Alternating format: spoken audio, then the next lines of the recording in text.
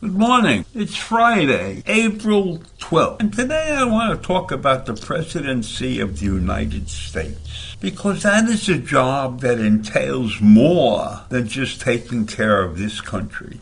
The President of the United States is a world leader, and President Joe Biden right now is in the middle of doing that part of his job, being a world leader, because there are things that are going on around the world that Joe Biden and the United States have to stand up to. They have to meet with other world leaders, and that's what Joe did on Wednesday and Thursday. He met with the leaders of Japan and the Philippines in an attempt, the latest attempt, to draw the Pacific allies closer as the region is grappling with China's aggression and the nuclear provocations of North Korea. So Biden's meeting with the Japanese Prime Minister Fumio Kishida and the Philippine President Fernando Marcos Jr. are expected to make announcements relating to infrastructure, energy security, digital connectivity, and maritime security. That's a huge pile of stuff to have on your desk when everything else in the United States is going on. There are so many different things that are happening in the United States that fall under the president's purview. The White House has quietly stated that it is very concerned with China's actions in the South China Sea, and that is the reason that they have put together this so-called trilateral meeting. The purpose of this meeting really is to strengthen our relationship with Japan and the Philippines and to put up a barrier to the aggressive activities of China in that area, because Japan and the Philippines both have separate territorial disputes with China. In one case, it's the Senkaku Islands in the East China Sea, and in the other case, it's areas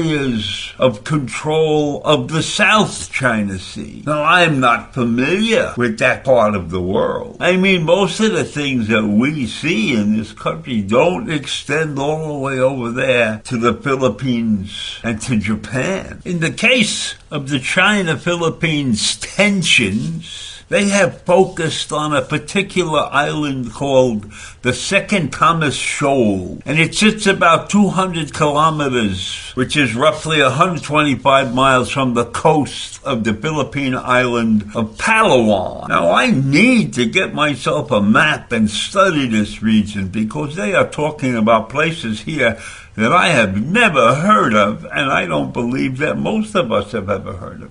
And I don't think most people travel to the Philippines as a recreational event, you know. I don't think that's a place that most people go. So the Philippines have this island, which they protected by putting a World War II era transport ship on the island to house the Marines that will protect the island from outsiders. And that is causing a lot of friction between China and the Philippines, because China claims that that island belongs to them. But the Philippines say no, because that island is in its exclusive economic zone. That means it's sovereign territory, and much of the South China Sea belongs to the Philippines. But the Chinese don't see it that way, and the Chinese, in defiance of international arbitration rulings, are after this island. And the recent clashes there have occurred when the Philippine attempts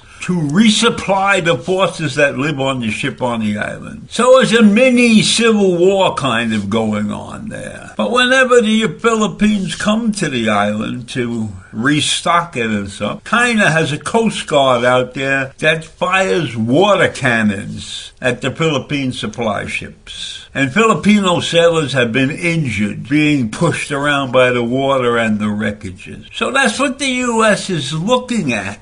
Maybe we're going to help the Philippines out in some way, shape, or form. So this meeting that took place yesterday is an attempt by our administration to figure out what we should do with Chinese aggression. And there have been reports coming out that the three leaders have held private discussions about the South China Seas. And you will see a clear demonstration of support and resolve from both President Biden and the Prime Minister Kishida that we must stand shoulder to shoulder with the President of the Philippines and support the Philippines at every turn. So this is like an event that we don't hear about in this country. This is an event that is on Biden's calendar. And it's on his calendar quietly. And I don't know how people think in this country about our president taking the time and effort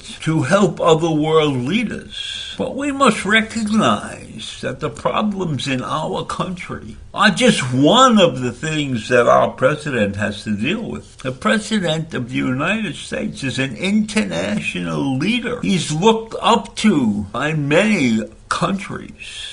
And so while there's aggression against him in this country, I do not think, based upon Trump's performance during his presidency, that we would have the same international stature with Trump as a president. So the White House is expected to increase the Filipino military capability with a new infrastructure investment similar to the one that we did with India leading up to the old G20. So I leave you with those thoughts. A demonstration of the international superiority that the U.S. must maintain. Take care. Have a great day. Bye.